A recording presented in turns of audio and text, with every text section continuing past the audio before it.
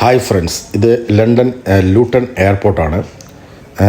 ഞങ്ങൾ ബൾഗേറിയയിലേക്ക് ഒരു ട്രിപ്പ് പോകാനായിട്ട് ഇവിടെ വന്നതാണ്. ഇന്നത്തെ യാത്ര ബൾഗേറിയയിലെ വർണ എന്ന സ്ഥലത്താണ്. ഈ വർണ എന്ന സ്ഥലത്തിൻ്റെ പ്രത്യേകതയും എന്തിനാണ് അവിടെ പോകുന്നതൊക്കെ തുടർന്നുള്ള വീഡിയോയിൽ ഞാൻ കാണിച്ചു തരാം.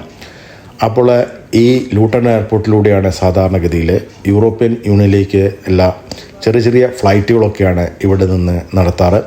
അതായത് ഇറ്റലി, റുമേനിയ, ബൾഗേറിയ, പോളണ്ട് ഇങ്ങനെയുള്ള സ്ഥലങ്ങളിലേക്കൊക്കെ ഇവിടെ നിന്ന് ഫ്ലൈറ്റുകൾ പോകുന്നു. അപ്പോൾ ക്രിസ്മസ് ആയതുകൊണ്ട് പലയിടത്തും ഡെക്കറേഷൻസൊക്കെ ഉണ്ട്. മാത്രമല്ല അത്യാവശ്യം നല്ല തണുപ്പുമുണ്ട്. ലൂട്ടണിൽ പൊതുവെ കുറച്ച് തണുപ്പ് കൂടുതലാണെന്നാണ് തോന്നുന്നത്. അപ്പോൾ ഞങ്ങൾ ചെക്കിങ്ങൊക്കെ കഴിഞ്ഞ് ഇവിടെ ലൂട്ടൺ എയർപോർട്ടിൽ ഞങ്ങളുടെ ഫ്ലൈറ്റിന് വേണ്ടി ആ സമയത്തിന് വേണ്ടി ഡിപ്പാർച്ചറിന് വേണ്ടി കാത്തിരിക്കുകയാണ്. അപ്പോൾ ഇതാണ് ഇവിടുത്തെ എയർപോർട്ടിലെ ലൗഞ്ച്. ഇവിടെ നമുക്ക് വിശ്രമിക്കാനും മറ്റു സൗകര്യങ്ങളൊക്കെ ഉണ്ട്. എങ്കിലും കുറേ ഷോപ്പുകളൊക്കെ ഇവിടെ ഉണ്ട്. അപ്പോൾ നമുക്ക് ഇനി അടുത്തത് ഫ്ലൈറ്റിൻ്റെ സമയം വരുമ്പോൾ നേരെ അങ്ങോട്ട് നമുക്ക് സെക്യൂരിറ്റി ചെക്കൊക്കെ കഴിഞ്ഞ് അങ്ങോട്ട് പോകേണ്ടതുണ്ട്. ഞങ്ങൾ കുറച്ച് ഫാമിലി ആയിട്ടാണ് ബൾഗേറിയയിലേക്ക് പോകുന്നത്. അപ്പോൾ അവരെയൊക്കെ പുറകാലെ നമുക്ക് കാണാനായിട്ട് സാധിക്കും. അത്യാവശ്യം നല്ല തിരക്ക് കൂടിക്കൂടി വരുന്നു. അപ്പോൾ അധികം ആൾക്കാരും ഇങ്ങനെ റുമേനിയയിലേക്കോ അല്ലെങ്കിൽ ബൾഗേറിയയിലേക്കോ പോകുന്ന ആളുകളാണ്. ഇവിടുന്ന് ഇന്ത്യയിലേക്കോ അല്ലെങ്കിൽ മറ്റ് ഏഷ്യൻ രാജ്യങ്ങളിലേക്കൊന്നും അങ്ങനെ ഫ്ലൈറ്റ് കണ്ടതായിട്ട് ഞാൻ കാണുന്നില്ല. അപ്പോൾ ഇവിടെ നിങ്ങൾക്ക് ജപ്പാനീസ് സുഷി ഇഷ്ടമാണെങ്കിൽ അത് ഇവിടുന്ന് കഴിക്കാം. അങ്ങനെ പലതരത്തിലുള്ള ബർഗർ അല്ലെങ്കിൽ സാൻഡ്വിച്ച് ഇങ്ങനെയുള്ള കടകൾ മാത്രമാണ് ഈ എയർപോർട്ടിനകത്ത് ഉള്ളത്. ആളുകൾ കൂടി വരുന്നുണ്ട്. അപ്പോൾ ഞങ്ങളുടെ ഫ്ലൈറ്റ് ഏകദേശം 9:30 രാത്രി 9:30 ബൾഗേറിയയിലേക്ക് പുറപ്പെടുന്നത്. വിസയർ എന്ന ഫ്ലൈറ്റിലാണ് ഞങ്ങൾ പോകുന്നത്. അത് അത്രയ്ക്ക് വലിയ ഫ്ലൈറ്റൊന്നുമല്ല, ചെറിയ ഫ്ലൈറ്റാണ്. വിസയറിൻ്റെ മറ്റൊരു ഫ്ലൈറ്റ് ഇവിടെ വന്നു കിടക്കുന്നു. ഇതുപോലെ തന്നെ ഉള്ള വിസയറിൻ്റെ ഈ ഫ്ലൈറ്റിലാണ് ഞങ്ങൾ ബൾഗേറിയയിൽ വർണയിലേക്ക് പോകുന്നത്. പുറത്ത് അത്യാവശ്യം തണുപ്പുണ്ട്, എങ്കിലും ജാക്കറ്റൊക്കെ ഇട്ട് അഡ്ജസ്റ്റ് ചെയ്യുന്നു. ഈ വർണ എന്ന സ്ഥലത്തിന് വളരെയധികം ഒരു പ്രത്യേകതയുണ്ട്. അതിൻ്റെ കുറിച്ച് ഞാൻ അവിടെ എത്തിയിട്ട് പറയാം. UK നിന്നും രാത്രി 9:30 പുറപ്പെടേണ്ട വിമാനം 10 മണിക്ക് പുറപ്പെട്ട് ബൾഗേറിയയിലെ വർണ എന്ന എയർപോർട്ടിലേക്ക് എത്തിയിരിക്കുകയാണ്. 3 മണിക്കൂർ പറന്നിട്ടാണ്, ഫ്ലൈറ്റ് ചെയ്തിട്ടാണ് ഇവിടെ എത്തിയത്. ഇവിടുത്തെ സമയം UK-നേക്കാൾ 2 മണിക്കൂർ മുൻപോട്ടാണ്. അതുകൊണ്ട് തന്നെ വർണയിൽ എത്തിയപ്പോൾ ഏകദേശം പുലർച്ചെ 4 മണിയായി. അപ്പോൾ ഇതാണ് വർണ എയർപോർട്ടിൻ്റെ മുൻവശത്തെ കാഴ്ചകളാണ്.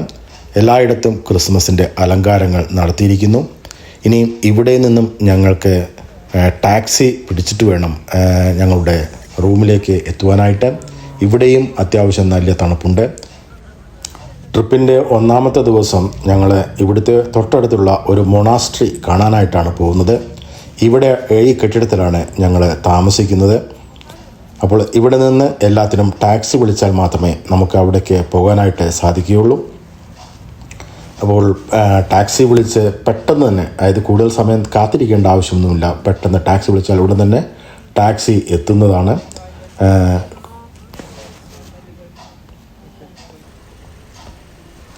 അങ്ങനെ ടാക്സി വന്നു. ഇവിടുത്തെ ടാക്സിക്കൊക്കെ പ്രത്യേക കളറും ഒക്കെ പ്രത്യേക ലേബലും കാര്യങ്ങളൊക്കെയാണ്. പിന്നെ മാത്രമല്ല ഇവർക്കൊന്നും ഇംഗ്ലീഷ് അധികം വശമില്ല. അവരോട് ചോദിച്ചപ്പോൾ അവർക്ക് ചെറിയ ചെറിയ വാക്കുകൾ മാത്രമേ ഇംഗ്ലീഷ് അവർക്ക് അറിയുള്ളൂ. മറ്റൊക്കെ ഇവരുടെ ഭാഷയിൽ തന്നെയാണ് ഇവർ സംസാരിക്കാറ്. ട്രിംഫ് എന്നാണ് ഈ ടാക്സി കമ്പനിയുടെ പേര്. അപ്പോൾ ഞങ്ങൾ ഇവിടുത്തെ മൊണാസ്ട്രിയിൽ എത്തി. 2-3 ടാക്സികളിലായിട്ടാണ് വന്നത്. ഒരു ടാക്സിയിലാകെ 4 പേർക്ക് മാത്രമേ, അല്ലെങ്കിൽ 3 യാത്രക്കാരും ഒരു ഡ്രൈവറും മാത്രമേ ഇരിക്കാനായിട്ട് പറ്റുകയുള്ളൂ. ഇത് ഒരു പഴയ ഒരു മൊണാസ്ട്രിയാണ്. മൊണാസ്ട്രിയുടെ അടുത്ത് ഇയാൾ നിൽക്കുന്നു. ഇയാളുടെ പേര് നൈജിൽ എന്നാണ് പറഞ്ഞത്. തൊട്ടടുത്ത് ഒരു ചെറിയ കുറച്ച് സാധനങ്ങൾ വിൽക്കാനും വെച്ചിരിക്കുന്നു. അത് ഇതിനെക്കുറിച്ചുള്ള ചെറിയ ചെറിയ കാര്യങ്ങളും ഇങ്ങനത്തെ കപ്പുകൾ അങ്ങനെയൊക്കെ വിൽക്കാനാണ് വെച്ചിരിക്കുന്നത്. അപ്പോൾ ഇതിൻ്റെ ചുറ്റുവട്ടത്തും നമുക്ക് ഇവിടെ വന്നപ്പോൾ വയനാട്ടിൽ ഒരു ചുരം കയറി ഒരു സ്ഥലത്ത് നിന്ന പോലെയുള്ള ഒരു പ്രതീതിയാണ് ഉള്ളത്. അൽ-അഖ്സ മൊണാസ്ട്രി എന്നാണ് ഇതിൻ്റെ പേര്. ഈ മൊണാസ്ട്രിയുടെ ഒരു ചെറിയ പടിപ്പുര പോലെയുള്ള ഒരു കവാടമാണ് ഈ കാണുന്നത്. ഇതിലൂടെ ഇങ്ങനെ കയറി ചെല്ലുമ്പോൾ ഇവിടെ കുറേ ഇതിനെക്കുറിച്ചുള്ള കാര്യങ്ങളൊക്കെ എഴുതിയിട്ടുണ്ട്. ഇതൊക്കെ വായിക്കാൻ നിന്നാൽ കുറേ സമയമെടുക്കും. അപ്പോൾ ഇതാണ് ഇതിൻ്റെ ചുറ്റുവട്ട കാഴ്ചകൾ. ഞങ്ങൾക്ക് ഇനിയും കുറച്ച് പേരെയും കൂടെ ഞങ്ങൾ ഇവിടെ വെയിറ്റ് ചെയ്യുകയാണ്. അവരും കൂടെ വന്നിട്ട് അതിൻ്റെ ഉള്ളിലേക്ക് കയറുകയുള്ളൂ. ഇവിടെ ഞാൻ നേരത്തെ സൂചിപ്പിച്ച പോലെ ഒരു കാടാണ് ചുറ്റും. നമ്മൾ മറ്റേ ഊട്ടിയിലൊക്കെ പോകുമ്പോൾ അല്ലെങ്കിൽ വയനാടൊക്കെ കയറി പോകുമ്പോൾ അവിടെ ചുരത്തിൽ നമ്മൾ വണ്ടി നിർത്തിയാൽ എങ്ങനെയിരിക്കും, അതുപോലെ തന്നെയാണ് ഇവിടുത്തെ ഈ അറ്റ്മോസ്ഫിയർ. നല്ല രസമാണ്, നല്ല കാലാവസ്ഥയാണ്. കൂടുതൽ ചൂടോ തണുപ്പോ ഒന്നുമില്ല, അത്യാവശ്യം നല്ല കാലാവസ്ഥയാണ്. അപ്പോൾ ഞങ്ങൾ പ്രതീക്ഷിച്ചിരുന്ന ഞങ്ങളുടെ മറ്റ് ഫാമിലിയും എത്തി.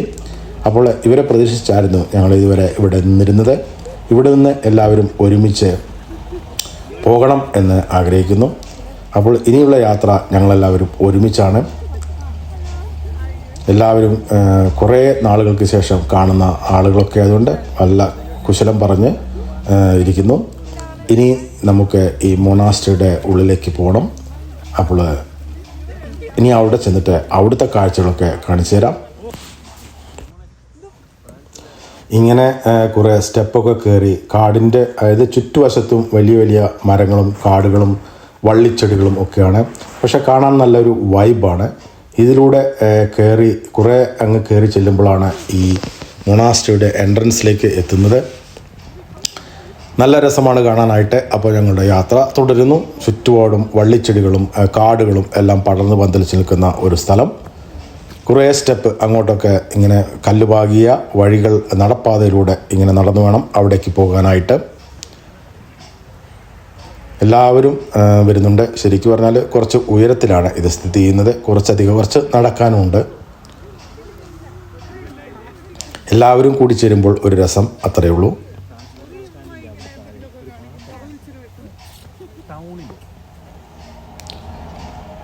ഇവിടെ ചെന്ന് കഴിഞ്ഞാൽ ഒരു ചെറിയ ഒരു കൗണ്ടറുണ്ട്. ഇവിടെയാണ് ടിക്കറ്റ്. ഇവിടെ ചെറിയൊരു ടിക്കറ്റ് ഉണ്ട്. ഏകദേശം 5 ലവ് ആണ് ഇവിടുത്തെ ടിക്കറ്റിൻ്റെ റേറ്റ്. ബൾഗേറിയൻ ലവ് എന്നാണ് പറയുക അവിടുത്തെ കറൻസിക്ക്. അപ്പോൾ ഇവിടെ തന്നെ ഒരു വൈൻഡിങ് മെഷീനുണ്ട്. ആർക്കെങ്കിലും ഡ്രിങ്ക്സ് ഒക്കെ വേണമെങ്കിൽ ഇവിടുന്ന് വാങ്ങാൻ പറ്റും. ചുറ്റും കാടാണ്. കാടിനടുത്ത് ഒരു ചെറിയ ഇതുപോലെ ഒരു ടിക്കറ്റ് കൊടുക്കുന്ന സ്ഥലം. ഇവിടെ നിന്ന് ഞങ്ങൾ ടിക്കറ്റ് പർച്ചേസ് ചെയ്തിട്ട് തൊട്ടടുത്ത് വേറൊരു കെട്ടിടമുണ്ട്. ഈ കെട്ടിടത്തിൻ്റെ ഇവിടെ ഒരു പൂച്ച ഇരിക്കുന്നു. ഇഷ്ടംപോലെ പൂച്ചകളെ ഞങ്ങളിവിടെ കണ്ടു. ഇവർ വളർത്തുന്നതാണ്. അപ്പോൾ ഇതിന് തൊട്ടടുത്ത് വേറെ ഒരു ചെറിയ മരം കൊണ്ടൊക്കെ ഉണ്ടാക്കിയ ഒരു കെട്ടിടമുണ്ട്. അവിടെയാണ് ഇവർ ഇതിൻ്റെ കുറിച്ചുള്ള വിവരങ്ങളൊക്കെ എഴുതി വച്ചിരിക്കുന്നത്. ഇത് അവിടേക്ക് നമുക്ക് പോകണം. അപ്പോൾ അവിടേക്ക് നമുക്ക് ആദ്യം പോയി നോക്കാം എന്താണ് അവിടെ ഉള്ളതെന്ന്.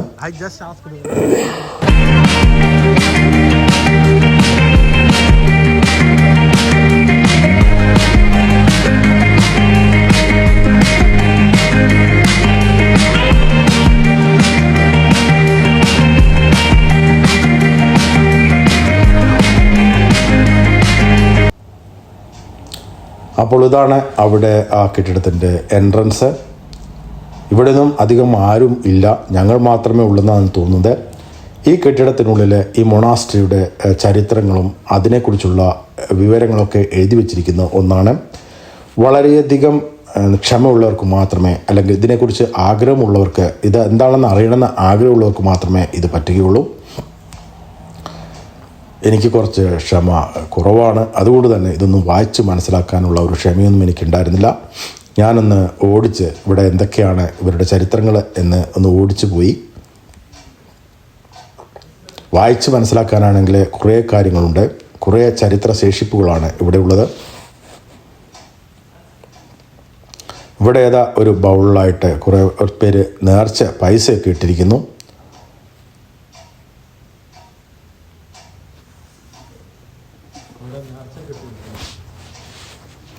അപ്പോൾ ഞാൻ എന്തായാലും കൂടുതൽ നേരം ഇവിടെ നിന്നില്ല. ഇവിടെ നിന്ന് നേരെ ഞാൻ പുറത്ത് കിടക്കുകയാണ്.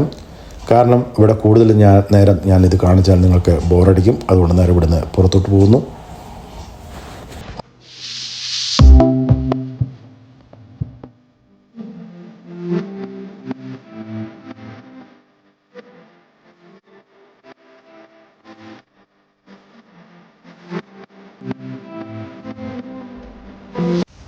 ഇനിയും പോകുന്നത് ഇവർ താമസിച്ചിരുന്ന പണ്ട് ഈ മൊണാസ്ട്രി അവർ താമസിച്ചിരുന്ന ഒരു എന്താ പറയുക, ഒരു മല പോലെ ഒരു മല, അതിൻ്റെ പല ഭാഗങ്ങളിങ്ങനെ തുറന്ന് ഗുഹകളാക്കിയിട്ട് അവിടേക്കാണ് താമസിച്ചിരുന്നത്. ഒരു എന്താ പറയുക, ഒരു ചുണ്ണാമ്പ് പാറ എന്ന പോലെയുള്ള ഒരു പാറയാണിത്. അങ്ങനത്തെ വെള്ള കളറാണ് കാണുന്നത്. ഈ പാറയുടെ പല ഭാഗങ്ങളിൽ ഇവരിങ്ങനെ തുരങ്കമുണ്ടാക്കിയിട്ട് അതിനുള്ളിലൊക്കെയാണ് ഇവർ കഴിഞ്ഞിരുന്നത്. അപ്പോൾ അതിനെക്കുറിച്ച് അല്ലെങ്കിൽ അത് കാണാനായിട്ടാണ് ഇനിയും പോകുന്നത്. അലാസ്ത മൊണാസ്ട്രി എന്ന് പറയുന്നത് ബൾഗേറിയയുടെ ബ്ലാക്ക് സീ കോസ്റ്റിനടുത്തുള്ള ഏറ്റവും പഴക്കമേറിയ ഒരു മൊണാസ്ട്രി കേവാണ് ഇത് പഴയ കാലത്ത് സന്യാസിമാർ അവർ താമസിച്ചിരുന്ന ഒരു സ്ഥലമാണ്. അതായത് 13-14 സെഞ്ച്വറീസിലെ കുറേ സന്യാസിമാർ ഇവിടെ താമസിച്ചിരുന്നു എന്ന് പറയപ്പെടുന്നു. ഇപ്പോൾ ഇത് ബൾഗേറിയൻ ആർക്കിയോളജിയുടെ അണ്ടറിലാണ് ഇത് സ്ഥിതി ചെയ്യുന്നത്.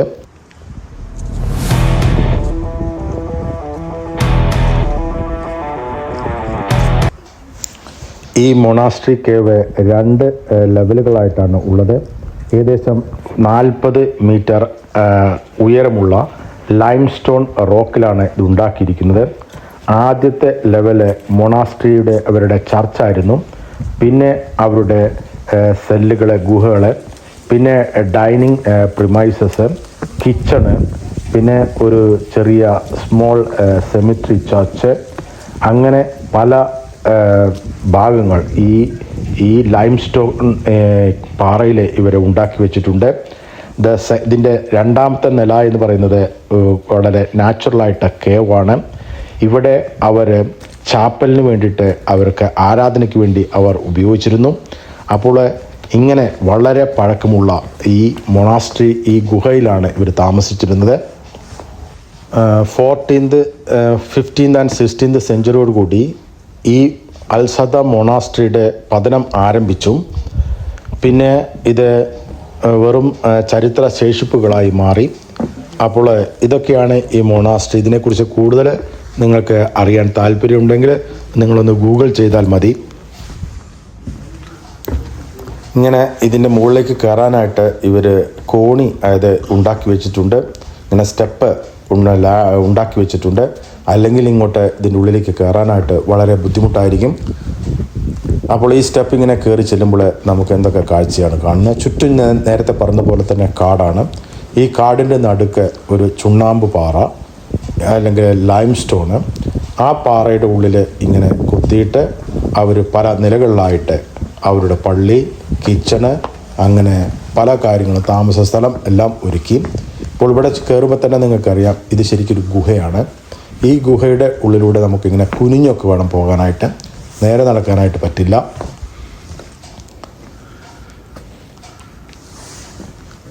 ഇവിടെ ചെന്നുമ്പോൾ തന്നെ ഇതിൻ്റെ നേരെ താഴെ വേറൊരു ഗുഹ കാണാം.